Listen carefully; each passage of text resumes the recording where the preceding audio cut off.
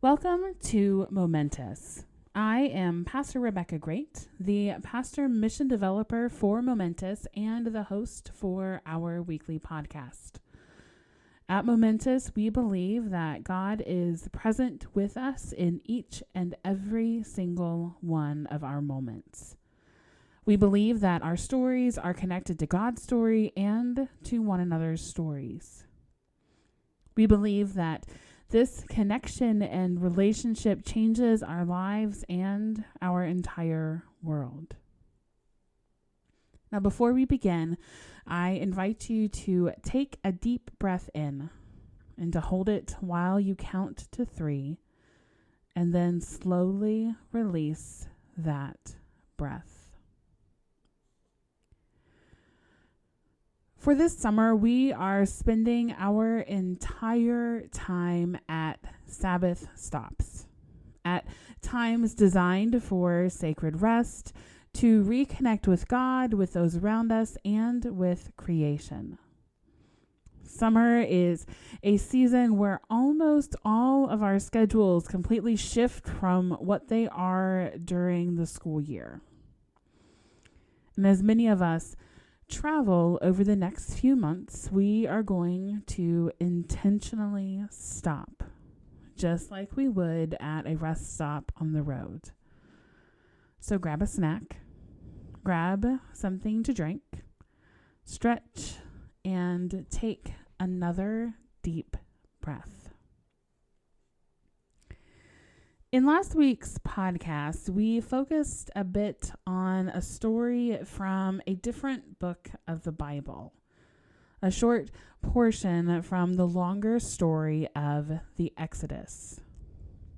That small portion of the story centered on a brief encounter Moses had with God while tending his father-in-law's flocks.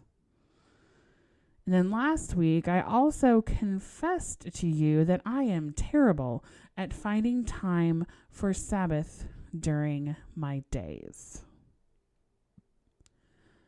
So over this past week, I doubled down on my work week, trying to get everything accomplished that needed to be done, so that this weekend I could take an entire day as a Sabbath.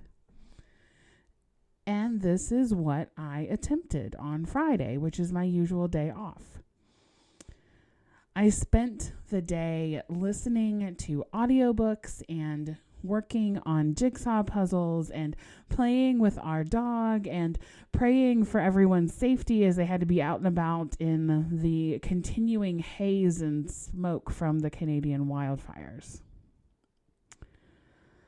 My checklist and my pride were so thrilled to be able to report back to you that I had done it. I had managed to Sabbath for an entire day. And I knew that as a community, you all would enthusiastically cheer me on. But, number one, that isn't what Sabbath is about. It isn't about checking a checkbox and feeling successful that you had done such a good job of resting. Number two, I was grumpy and irritable all day long. I felt awful. So let's hop back to that Bible story from last week just for a few minutes. It reads, Moses was keeping the flock of his father-in-law Jethro, the priest of Midian. He led his flock beyond the wilderness and came to Horeb, the mountain of God. There, the angel of the Lord appeared to him in a flame of fire out of a bush. He looked, and the bush was blazing, yet it was not consumed. Then Moses said, I must turn aside and look at this great sight and see why the bush is not burned up. When the Lord saw that he had turned aside to see, God called to him out of the bush, Moses, Moses. And he said, "Here I am." Then God said, "Come no closer. Remove the sandals from your feet, for the place on which you are standing is holy ground." He said further, "I am the God of your father, the God of Abraham, the God of Isaac, and the God of Jacob." And Moses hid his face, for he was afraid to look at God. Now, I want us to remember the context for this story. That this occurs after Moses has already grown into adulthood, and that he has just left his entire life of living in the Pharaoh's household behind, the only life he had any memory of. This story happens in the midst of an identity crisis.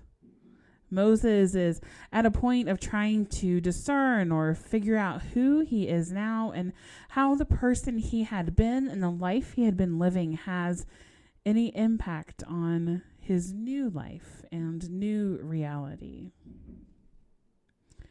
For anyone who has ever lived in this kind of in-between phase, everything is under scrutiny. Everything is questioned. Very little still makes sense. And we are generally crabby and irritable to be around because there is just so much data and input being jostled around inside our heads as we try to figure out an answer to the questions, who are we and what is God calling us to do? It's in the midst of that identity crisis, that wilderness, that God shows up to Moses. And because it is an encounter with God, the ground they are on is declared to be holy. Now, I am one of those people that believes to my core that God is present everywhere all at once. I also believe that we are really good at getting so bogged down in our schedule and our lives that we miss and forget about God's presence. And I wonder if God knew that about us, so that we have a commandment to remember Sabbath, time for reconnection, to remember it every week. And if that might be part of why sacred rest is built into the literal fibers of the creation story. But here's an interesting thing about this story. Acknowledging that this was holy ground, an encounter with God, a connection point with God, a type of Sabbath moment, simply required the removal of shoes, to remove the barrier that separated Moses from the holy ground. It didn't require hours of worship and prayer first. It didn't require an entire day of honoring Sabbath and keeping it holy. It didn't require following all of the commandments and tending to all the rules pertaining to who can and who cannot enter into God's presence according to some of the other books in the Old Testament and the Jewish scriptures. Now, granted, those books had not yet been written down and recorded, but the rules aren't there. All it required was a simple removal of a barrier for a Sabbath conversation to happen. So I wonder if perhaps it could be possible to ease into a Sabbath practice through engaging in smaller and shorter practices that can be strung together over time into a longer time period of practicing Sabbath. It might be entirely possible that we could find some middle ground between not practicing Sabbath and sacred rest at all during our weeks and going all out and launching into a full day of it and then growing to resent it after a single week. So this week, instead of our regular prayer, I have a list of 5 things that can be a starting place for each of us as we grow into our Sabbath practice this week. Now, these are not a list of 5 things for you to do, for you to proudly declare that you have Sabbathed only after you have completed all of them. These also aren't the only things that could be considered to be Sabbath. So if you hate all of these, don't think that means you can't Sabbath. It just means it looks different for you. And if you need some help thinking through some other options, send me a DM on one of our social media accounts or send me an email at dailymomentus@gmail.com. So here are 5 options to start a Sabbath practice. Number 1, light a candle or burn some incense and pray for people you know. Set a timer for a few minutes and silence the notifications on your phone. And if you can't use an open flame, get a battery-operated candle or find a YouTube video of a candle flame and some gentle music. Number 2, turn your phone notifications off for whatever time period you can handle without full-on anxiety. And then use that time for prayer or walking or spending time connecting with a friend or a family member. Number 3, use your daily commute to bless other drivers you see on the road.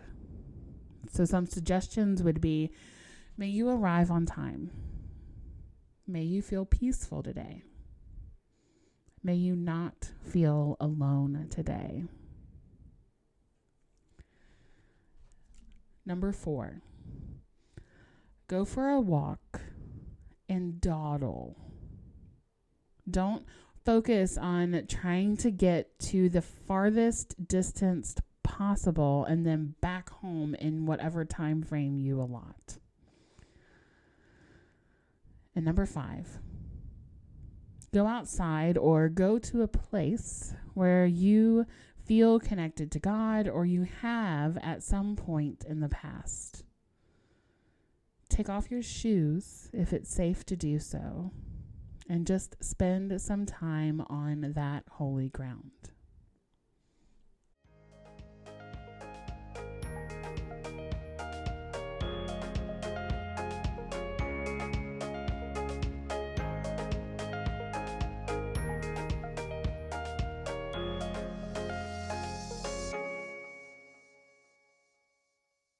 Thank you for joining us for our weekly Moment to Us. We are looking forward to growing with each of you and are so grateful you are a part of the Momentous community. Thank you to our mission partners, the Southern Ohio Synod and the Evangelical Lutheran Church in America. Their financial contributions and prayer have been instrumental in bringing this ministry into existence. Now, we do have one more thank you for this week, and that is to St. John's Lutheran Church in Zanesville, Ohio. They have called me again to preach and lead worship with them this morning. They will be live streaming their 9 a.m. Eastern Standard Time worship service, and they will be live streaming that on Facebook. And I've direct linked their Facebook page in the transcript for this episode that is located on our website. Inviting me to supply preach or to lead an education event or a retreat or just to be present with you all to answer questions are additional ways that congregations and ministries can partner with Momentous. Now, later this week, we will be celebrating the 3-month anniversary of Momentous. And on Monday, we will be dropping our first quarterly newsletter. So make sure to watch our social media accounts for that. We're sharing stories of what has happened over the past 3 months, as well as looking ahead towards some things that are coming up this fall. However you are engaging with or discerning partnering with Momentous, we hope that it means you are growing in your faith and noticing God's presence with you. If you want to support the ministry of Momentous, engaging with us online is one way to do so. And if you're able to give financially, you can visit our website and use the donate link. Each one-time or recurring gift combines together to ensure the Momentous community continues to grow. We give thanks for every single one of you, for being a part of the Momentous community and for listening to God's call to try something new, and for beginning to notice God's presence even more frequently in your life, in our communities, and in our world. Until our next podcast, remember to breathe deeply and that God is present with you every single moment.